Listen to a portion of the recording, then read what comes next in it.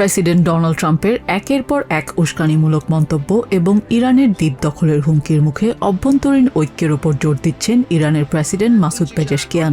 তেহরানে দেয়া এক সাক্ষাৎকারে তিনি স্পষ্ট জানান, ওয়াশিংটনের যে কোনো আগ্রাসনের বিরুদ্ধে দেশের সার্বভৌমত্ব রক্ষায় 1 ইঞ্চি মাটিও ছাড়বে না ইরান।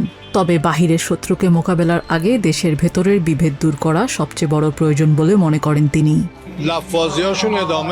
যারা আমাদের প্রিয় ইরানকে টুকরো করার স্বপ্ন দেখেছিল, আজ তারা কোথায়? আমরা আমাদের বিশ্বাসের জায়গা থেকে দেশের প্রতি ইঞ্চি মাটি রক্ষা করব। তবে এই মুহূর্তে আমাদের প্রথম পদক্ষেপ হলো অভ্যন্তরীণ ঐক্য বজায় রাখা। সমাজে বিভেদ তৈরি করে এমন যে কোনো পদক্ষেপ বা কথা আমাদের শক্তি কমিয়ে দেবে। আমেরিকার তৈরি করা সমস্যার চেয়ে আমাদের নিজেদের ভেতরের ফাটল বেশি বিপজ্জনক। তাই যে কোনো মূল্যে আমাদের বিভেদ এড়িয়ে চলতে হবে। প্রেসিডেন্টের সুরেই আমেরিকান প্রশাসনের বিরুদ্ধে কঠোর হুঁশিয়ারি দিয়েছেন ইরানের শীর্ষ আলোচক ও পার্লামেন্ট স্পিকার মোহাম্মদ বাগের গালিবাফ। টেলিগ্রামে দেয়া এক বিবৃতিতে তিনি জানান, গত জুনে সই হওয়া 14 দফার সমঝোতা স্মারক থেকে ইরান যদি অর্থনৈতিক ও রাজনৈতিক সুবিধা না পায়, তবে তেহরানের সেটি মেনে চলার কোনো কারণ নেই। তিনি বলেন, আমেরিকান আইনগত ও কূটনৈতিক ব্যর্থতা ঢাকতেই এখন শক্তি প্রদর্শন করছে ওয়াশিংটন। এছাড়া হরমুজ প্রণালীর ওপর ইরানের একক নিয়ন্ত্রণ বজায় রাখাকে দেশের জাতীয় নিরাপত্তার প্রধান শর্ত হিসেবে তিনি উল্লেখ করেন।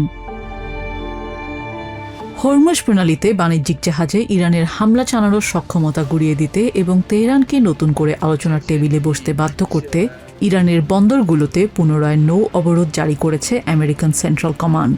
বৃহস্পতিবার সকালে আমেরিকান ব্লকেড ভেঙে ইরানের প্রধান তেল টার্মিনাল খারেক দ্বীপের দিকে যাওয়ার চেষ্টাকালে কুরাসাওয়ের পতাকাবাহী বেলমা নামের একটি তেলবাহী ট্যাঙ্কারে আমেরিকান যুদ্ধবিমান থেকে সরাসরি ক্ষেপণাস্ত্র ছুড়ে সেটিকে অচল করে দেয়া হয়।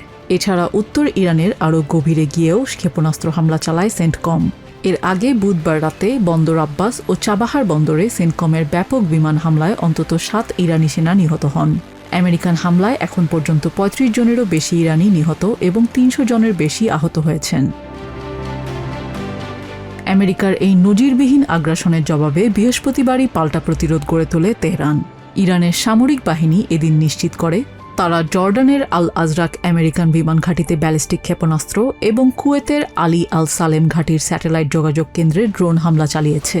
একই সাথে বাহরাইনে অবস্থিত আমেরিকান লক্ষ্যবস্তুগুলোতেও হামলা চালানো হয়। ফেব্রুয়ারি থেকে শুরু হওয়া এই দীর্ঘ সংঘাতের কারণে আন্তর্জাতিক বাজারে অপরিশোধিত ব্রেন্ট ক্রুড অয়েলের দাম ইতিমধ্যে 15%-এরও বেশি বেড়ে ব্যারেল প্রতি $85 ছাড়িয়েছে। নভেম্বরের কংগ্রেস নির্বাচনের আগে জ্বালানির এই মূল্যবৃদ্ধি প্রেসিডেন্ট ডোনাল্ড ট্রাম্পের জন্য বড় রাজনৈতিক চ্যালেঞ্জ তৈরি করলেও তিনি সামরিকভাবে ইরানকে শেষ করার হুমকি দিয়ে চলেছেন। ফলশ্রুতিতে কূটনৈতিক টেবিলে সমাধান না পাওয়া এই জটিল সমীকরণ মধ্যপ্রাচ্যকে আরেকটি দীর্ঘমেয়াদী যুদ্ধের দিকেই ঠেলে দিচ্ছে। নিজিয়া জামি, TVN24 নিউজ ডেস্ক।